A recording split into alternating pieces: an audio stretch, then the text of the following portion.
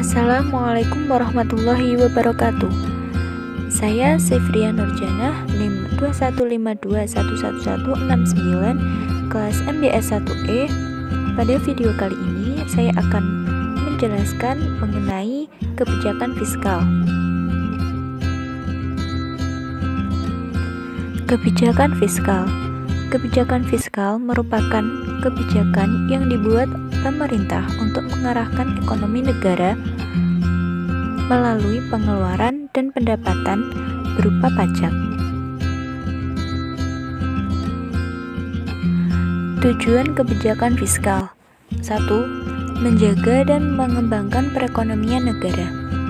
Penerapan kebijakan fiskal diharapkan mampu mempengaruhi seluruh sektor ekonomi negara dan memperbaiki masalah di dalamnya, mulai dari sektor korporat, perbankan, hingga usaha mikro. Yang kedua, meningkatkan kualitas SDM. Apabila kualitas SDM meningkat, harapannya SDM tersebut punya kapabilitas bersaing di dunia kerja nasional dan internasional, sehingga bisa meningkatkan kesejahteraan hidupnya. Yang ketiga, menjaga stabilitas harga barang. Ada banyak faktor yang mempengaruhi harga barang dalam pasar, mulai dari faktor positif seperti meningkatnya demand, sampai faktor negatif seperti terjadinya penimbunan dan monopoli. Salah satu tujuan kebijakan fiskal di Indonesia adalah demi menjaga harga barang tetap terjangkau bagi masyarakat dan terhindar dari fluktuasi karena pihak tidak bertanggung jawab. Yang keempat, mendorong investasi. Untuk menciptakan iklim investasi lebih baik bagi pelaku pasar modal, utamanya investor, sehingga negara bisa memperoleh lebih banyak pendapatan dari pajak usaha. 4 macam atas dasar kebijakan fiskal. 1. Pembiayaan fungsional atau functional finance.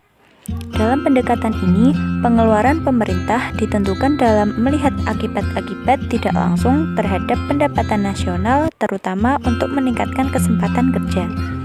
Pajak berfungsi mengatur pengeluaran swasta, sedangkan pinjaman sebagai alat menekan inflasi lewat pengeluaran dana yang tersedia dalam masyarakat. Yang kedua, pengelolaan anggaran atau the managed budget approach. Menghendaki hubungan langsung antara pengeluaran pemerintah dan perpajakan selalu dipertahankan, tetapi penyesuaian dalam anggaran selalu dibuat guna memperkecil ketidakstabilan ekonomi, sehingga pada suatu saat terjadi defisit maupun surplus. Yang ketiga, stabilisasi anggaran otomatis atau destabilizing budget. Terdapat penyesuaian secara otomatis terhadap penerimaan dan pengeluaran pemerintah yang akan menyebabkan perekonomian menjadi stabil tanpa adanya campur tangan pemerintah. Pengeluaran pemerintah akan ditentukan berdasarkan pada perkiraan manfaat dan biaya relatif dari berbagai program. Sedangkan pajak akan ditentukan sehingga dapat menimbulkan surplus dalam periode kesempatan penuh. Yang keempat, anggaran belanja seimbang atau balance approach. Adanya keseimbangan antara penerimaan dan pengeluaran pemerintah dalam jangka panjang agar terjadi keterkaitan dalam perekonomian sehingga memperoleh kepercayaan masyarakat.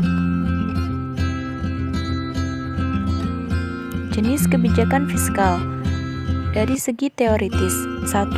Kebijakan fiskal fungsional, yaitu kebijakan yang diambil demi meningkatkan kualitas ekonomi secara makro dengan dampak baru terlihat dalam jangka panjang. Misalnya, pemberian beasiswa kuliah. Yang kedua, kebijakan fiskal disengaja atau terencana. Kebijakan fiskal disengaja adalah kebijakan manipulasi anggaran negara. Fungsi kebijakan fiskal satu ini adalah untuk menghadapi masalah tertentu, misalnya pandemi dan krisis ekonomi. Contoh kebijakan fiskal disengaja adalah alokasi APBN bagi sektor kesehatan di masa pandemi dan relaksasi pajak usaha. Yang ketiga, kebijakan fiskal tak disengaja atau insidental. Kebijakan fiskal tak disengaja yaitu kebijakan berupa penetapan keputusan atau aturan untuk melindungi stabilitas ekonomi sektor non-pemerintah. Contohnya, penetapan harga eceran tertinggi. Dari segi penerapan, 1. Kebijakan fiskal ekspansif. Kebijakan fiskal ekspansif adalah kebijakan yang diambil pemerintah saat ekonomi melemah dengan menaikkan anggaran belanja serta menurunkan atau meniadakan pajak bagi sektor tertentu. Fungsi kebijakan fiskal ekspansif adalah demi meningkatkan daya beli barang sehingga perusahaan tetap bisa melakukan produksi tanpa memecat pekerja. Yang kedua, kebijakan fiskal kontraktif. Kebijakan fiskal kontraktif yaitu kebijakan menurunkan belanja pemerintah dan menaikkan pajak. Fungsi kebijakan fiskal satu ini adalah untuk mencegah inflasi dan mengurangi rasio Gini. Dari sisi segi neraca pembayaran, 1. Kebijakan fiskal seimbang. Kebijakan fiskal digunakan untuk menjaga keseimbangan pemasukan dan pengeluaran negara. Fungsi kebijakan fiskal satu ini adalah agar negara tidak punya terlalu banyak hutang. Meski terdengar positif, regulasi fiskal seimbang memiliki risiko besar karena tidak semua negara punya kemampuan memenuhi seluruh kebutuhan warganya. Yang kedua, kebijakan fiskal surplus, yaitu jenis kebijakan fiskal yang diambil ketika pemasukan lebih banyak dari pengeluaran. Fungsi kebijakan fiskal surplus adalah demi mencegah terjadinya inflasi. Yang ketiga, kebijakan fiskal defisit. Kebalikan dari jenis kebijakan fiskal surplus, kebijakan fiskal defisit adalah regulasi fiskal guna mengatasi kekurangan pemasukan dibanding pengeluaran. Salah satu contoh kebijakan fiskal defisit adalah utang luar negeri. Yang keempat yaitu kebijakan fiskal dinamis.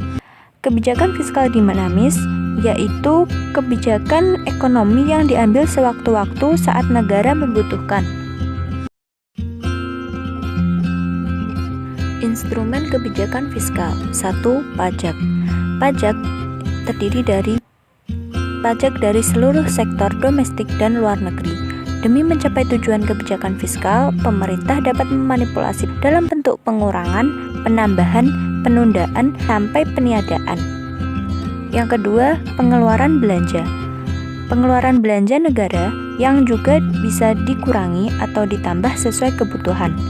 Apabila neraca pembayaran negara defisit, maka pemerintah bisa mengurangi pengeluaran belanjanya di sektor tertentu, misalnya penundaan pembayaran THR dari PNS.